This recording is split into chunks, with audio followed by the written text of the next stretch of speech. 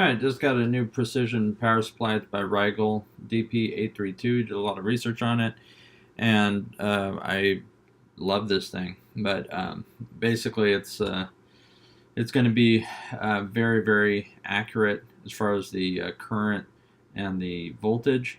And so I figured I'd redo the test with the two wires we were talking about, actually the four wires, the single 14 gauge and the 322 gauge wires.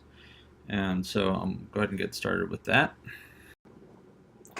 Okay, so I'm just using this screw-on connector instead of the alligator clips, just because it's going to give us better transfer of current.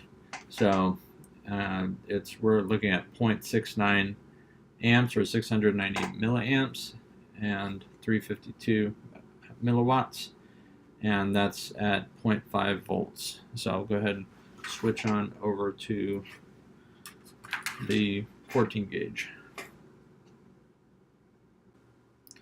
Alright, and here we got connected that 14 gauge wire.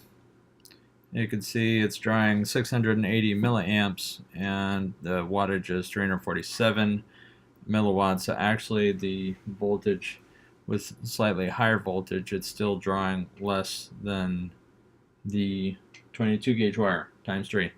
So it's not as nearly as drastic as my first video, just because this power supply is much better.